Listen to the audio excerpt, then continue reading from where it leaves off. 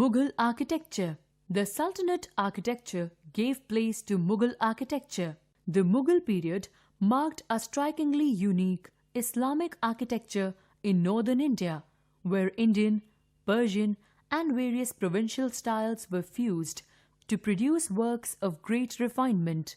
The simplicity of pre-Mughal architecture gave way to delicate ornamental styles of the Mughals. Buildings constructed in the reign of Babur and Humayun under the influence of Persian architecture were mostly unimpressive. Akbar built Humayun's tomb at the insistence of his mother. The huge gateway, the placement of the tomb in the midst of a large garden, use of the arch, etc., are some of the distinct characteristics of Mughal architecture found in this monument. This tomb later gave inspiration to the builders of the Taj Mahal. Akbar built the Agra fort on the banks of river Yamuna, the construction of which took 8 years. The fort is fortified by a very long and high wall made of red sandstone. There is a moat filled with water around the fort in order to ward off enemies. The whole gateway is decorated with patterns in white marble inlay as well as in coloured glaze. The Agra fort has some important monuments which were later added by Shah Jahan. Prominent among them are Khas Mahal, Diwan-e-Aam, and the Moti Masjid. These are different from the buildings of Akbar, as these were executed in marble as against the red sandstone used in Akbar's time. Jahangir built two important white buildings. One was the tomb of Akbar at Sikandra, and the other was the tomb of his father-in-law, Itmat-ud-Dawla, at Agra. Shah Jahan was popularly called the Prince of the Builders. He built the Taj Mahal in memory of his wife Mumtaz Mahal, which is regarded as the best work ever produced in Mughal architecture. It is described as a dream in marble. All its parts have perfection of proportion. Some of its special features are the gateway, the central dome, the minarets, the lovely gardens, and the intricate inlay work on marble. The central dome has an appearance of an inverted lotus. Both the exteriors and the interiors of the building are carved and decorated with inlay work and calligraphy. The building is surrounded by gardens, fountains, and pools. It is made of pure white marble. At each of the four corners of the main structure, there is a minaret. When Shah Jahan decided to shift his capital from Agra to Delhi, he built the Red Fort. It is built of red sandstone and marble on the banks of river Yamuna. It is surrounded by a strongly fortified wall. The walls facing Chandni Chowk are higher than those facing Yamuna. Lahori Gate, the western gateway, was the main entrance. Some important buildings in the fort are the Diwan-e-Aam, Diwan-e-Khas, and the Rang Mahal. These buildings are decorated with pure white marble and inlaid with precious stone. The fort has an arrangement for continuous water supply. The Jama Masjid near the Red Fort was built by Shah Jahan. It is the biggest mosque in India. It is built on a high platform with 3 onion-shaped domes decorated with black stripes.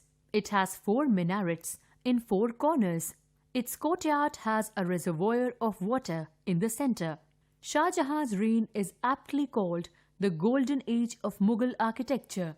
During the reign of Aurangzeb, architecture declined as he did not take much interest in the art and architecture.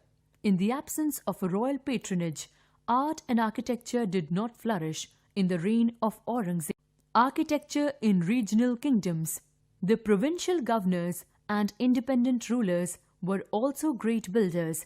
Ahmad Shah of Gujarat founded the city of Ahmedabad and constructed the Teen Darwaza and the Jama Masjid. The Bahmani rulers built many buildings which were found at Gulbarga, Bidar, and Bijapur. The Gol Gumbaz, or the round dome, was built by Muhammad Adil at Bijapur. It is the second largest dome in the world, and the largest being St. Peter's in Rome. It marks the beginning of the use of intersecting arches to support the dome. When one whispers in one of the corners, a loud lingering echo is heard in the opposite corner. This is the reason it is also called the Whispering Gallery.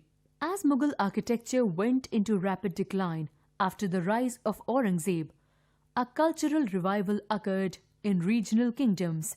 A distinctive feature of Rajput forts was the fanciful use of color, mirror work, and gilt in the decoration of their fortress-like palaces. Although not remarkable in architectural terms, the jharokhas and the angans and richly decorated gateways make these palaces unique. The gold lacquer work is exceptional in Bikaner and probably influenced the decoration of the Golden Temple in Amritsar and the Sheesh Mahal in Patiala. Almost all the Rajput palaces have chitrashalas, that is, painting galleries. The Himachal palaces also have chitrashalas, such as the Sultanpur Palace in Kulu and the Rang Mahal in Chamba.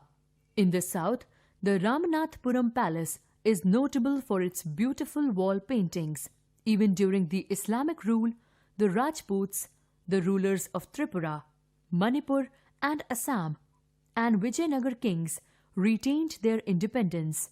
In these regions of India, architectural styles emerged which were partially influenced by contacts with the Islamic courts, but retained a large degree of autonomy and continuity with older Indian traditions. Trivia: the Dilwara temples at Mount Abu, Rajasthan, are one of the finest examples of Jain temples. They are built by Solanki rulers. Exquisite carvings, lovely designs, and white magnificent marble are some of the specialities of Dilwara temples. Trivia: architectures of Akbar's time had fusion of Persian, Central Asian, and Rajasthani styles. Fatehpur Sikri is an example of this. Except the tomb of Sheikh Salim Chishti, all other structures are made of red sandstone.